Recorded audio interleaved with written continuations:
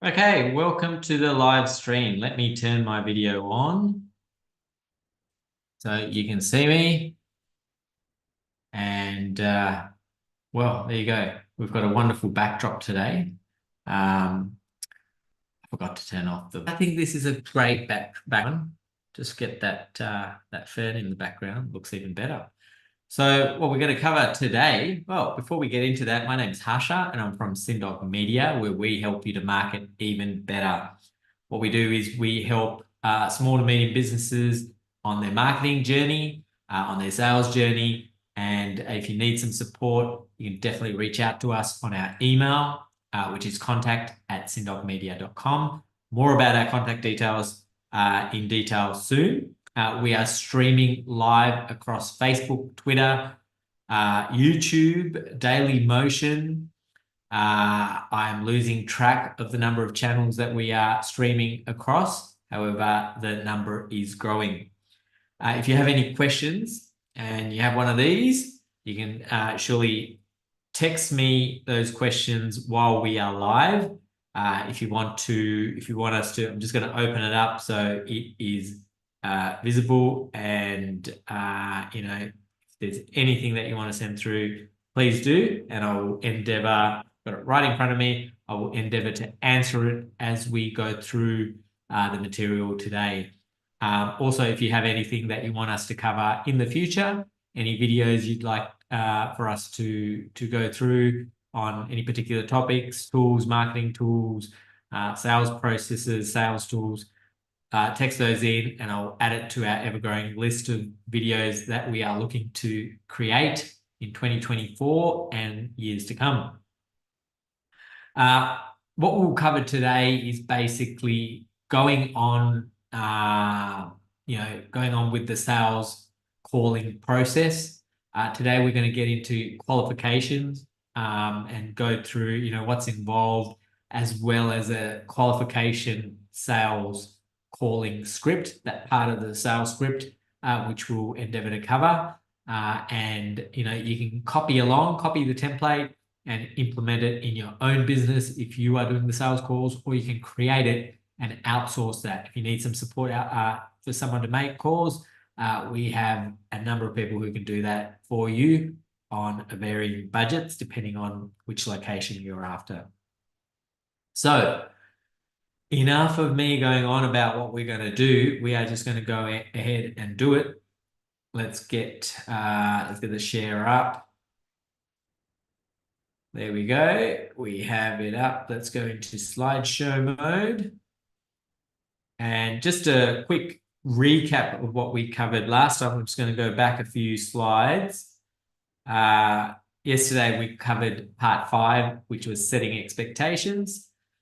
And we went through some wordy paragraphs that ChatGPT gave me, because I thought my words were there wasn't enough words in it, but I think it went a little bit too far. And we went through a setting expectations script. Now, this will build upon that today, which is the qualification part of the sales script. So in the I jumped ahead a little bit. So the sales qualification process, what we'll go through, these are the main things that we're looking to do in this part of the script, right? So I want to go through at a high level, what are we doing? So we want to go through with your prospects on what's in it for them. This is the benefits, right? We want to go, what are they going to get out of this process? What are they going to get out of doing business with you, right? Describe to your customers what you do and make it simple to avoid the customer getting confused with information overload. The last thing you want to do on a sales call is for the customer to just get confused and then they just either hang up or they'll go, look, I'm too busy right now. That is mainly a couple of reasons that people will hang up, right? It's just too much for them. They've got too much going on, and you phone them in the middle of something that they're doing that's very important to them, although your product or service might actually save them more time and money in the long run. They just don't have time for that. They want you to go through it as quickly as possible, right? So if you overwhelm them, if you confuse them, they will get off the call. Now, one thing I'm going to do, and I'm meant to do this before, I'm just going to If I can do this, this would be awesome. And I will do it next time. Just want to see me. Nope. I'm going to stop the share for a second.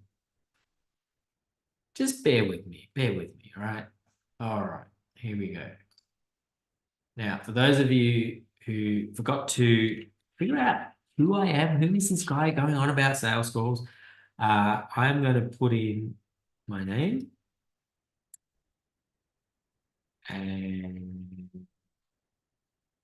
my email.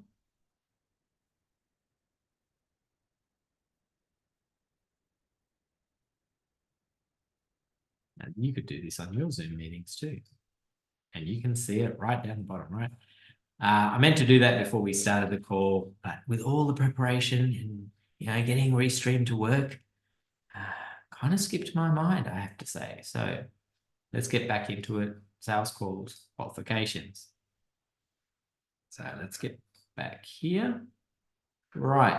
Okay. So where we got up to is, describe to your customers what you do and make it simple to avoid getting the customer confused and information overload. The next step is to figure out if the prospect has the ability to make the decision on the behalf of the business. Now, if they don't, then do not continue with the call, right? In the sense, you don't just hang up on them and go, hey, you're not the decision maker. I don't want to talk to you. No, of course not. Ask politely, when can we get them on the call so we can make that decision, right? Make that decision and then move forward with the process of getting them on board. So this is important. We'll go through that in more depth soon. And then finally, let your prospect, wording's wrong, but get your prospect to verbalize the reasons for them buying the product or service in their own words, right? So apologies for the typo there, but you need to basically get it in their own words. It's great. You've got a great product. It's great that they need the product, but they've got to want it, right? It's just like any other relationship. You don't just blurt it on there and expect them to buy it. You've got to get them to want to buy the product and get them in their own mind go, hey, this is why I need the product because, it's going to save me time and money. It's going to make me more money. Great. I'll go and buy high level or I'll go and buy, whatever the cindog media is offering right now. So these are the four steps that we are, aiming to achieve through this qualification process. So the next step is for us to really go through this call script. However, I just wanted to articulate at this point, just stop the share, why do sales calls, what do people find difficult in sales calls? And really, I find most businesses, it's actually making the calls, because the business owners are so busy doing the business or providing that product or service. Actually making the calls is actually a difficult thing, blocking out those times because they're so busy, they are involved in the business. They're not actually out of the business, they're actually working in the business. So it's really another job, right? So that is one of those sticky pain points that customers find, that customers that I've talked to find difficult in their business to actually make those calls. So that's important to keep in mind. However, knowing the process as a business owner is a wonderful thing to do because when you get the right person on board, whether you hire someone from cindog Media or you go out to the market, you might go to Upwork, you might go to Fiverr, and you may go through a few people, but you find the right person. To find the right person, you need to know the process. Hence, you are here, you are watching this video and going through and going, oh, okay, well, I can create the script and provide it to them. Yeah. And this is where it's going to benefit you. So just wanted to mention that. Just in if you're wondering, well, why do I need to know this stuff? So let's go back.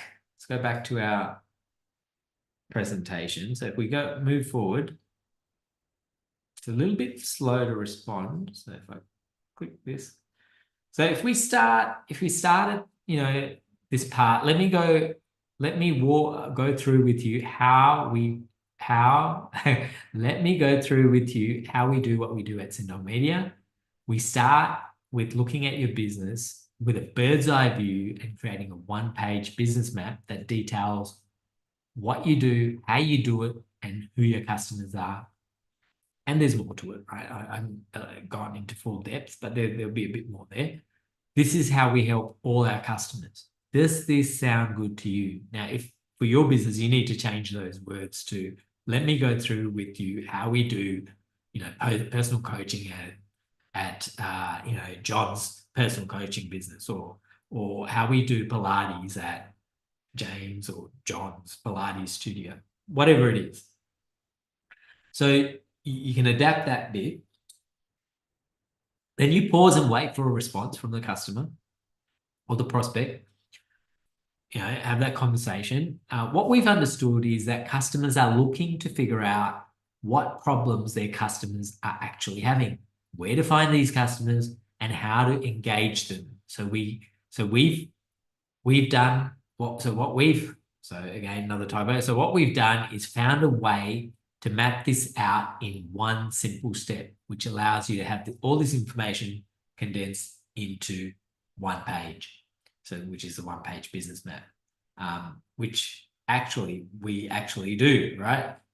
This helps media, the sales side of things, everything that we do, and we spend the time to do it because it is and you ask them, Emily, does that kind of process sound good to you? They might go, oh, wow, that's great. I've never thought of doing that. Great, why? Yeah, well, and they might go, well, it'll help me understand my customers, where they are, wait for their response. Now we figure out what appeals to you. Tell me a bit more about your business. And they'll go into a bit more about their business. That will come to us for a website, social media, or video. Your number one priority. Pause for and wait for a response. What do you think? What do you think a few impacts of not having this priority are? Wait for their response. What's happening there? Tell me more. So you need to have that conversation, right? Again, I keep going back to the fact that this is a dialogue. This is not a monologue. If you want to do a monologue, go out and start doing some acting, and there's lots of places you can do monologues. This is a dialogue. It's a two-way conversation, and you're talking from here and you're talking from here, talking from here, talking from here. It's not just logic, heart, right? You can get off track if you do that, but you've got to keep going, rotating those emotionally as well as through logic in what you do. How long have you had this concern? Pause and wait for a response. When would you like to see this change by? Pause and wait for a response. So let them talk, let the customer or the prospect talk. At this point, like a fit for your product or service, call it out. It's your business. If you can offer something in the future. So you might say something like, I think although the reason why the prospect is not a fit, I think we can help you, although making a 3-hour movie, I wouldn't go into that. We don't do animation. At Cindog Media, we do not do animation. So I think we can help. However, animations, we don't actually do animations. We do videography and video editing. This may imply it might not be a right fit at this point in time. However, in the future, we may have animations, or you may need video, that video editing or video production services. So tell me, who else? So let's say they are a fit. So that you might ask, just to clarify, if they are the only decision maker. So tell me, who else is there to bounce the decision off, or would you be doing it all yourself? Pause and wait for a response. At this point, stop here if they are not the decision maker or the sole decision maker. I've said stop here. I wouldn't end the call. However, I will get that person on the call. Are they there? Can they talk to us right now so we can make this happen, for you? Or do you want to, reschedule this conversation to tomorrow where you can get them on the line? At that point, you can make that call. The longer you wait, the longer they have time to doubt and fall off that sales path. So the sooner you can do this, the better, because they will definitely, go ahead, well, not definitely, but they are more likely to make that buying decision a lot quicker. So at this point, I'm going to stop the share, and we've covered quite a bit here. What I want to ask you at this point, if you're listening, obviously you're not going to answer because we are doing this on. Well, you can ask me a question, like I said, on WhatsApp. However, I think at this point it's important again to reiterate those. A lot of businesses avoid sales calls for the primary reason it's a little bit misty, right? It's like if you're a cold caller, there's this connotation that there's this thing that it's not a thing to do. It's kind of below a business to go and call. But if you think about it, in the world of business or in the world of even employment, how do you let's go if you're a job seeker, how do you get a job? You go and apply. How many applications do you do? Lots, right? You make a lot of phone calls.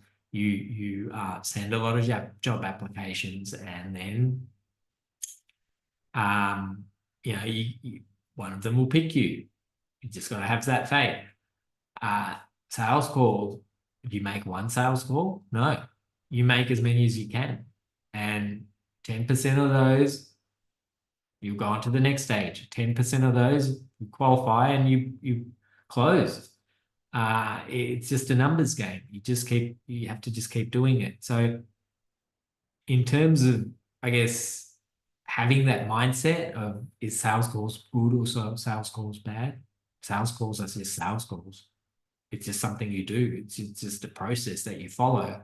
There's no emotion about it other than you take action.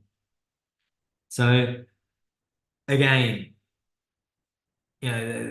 having those pain points of not having time to do sales calls as a business owner, I don't think you can really avoid it. I think it's one of those avenues that's readily available for you to do or for you to hire someone. So if you need some support, reach out to us. Again, our email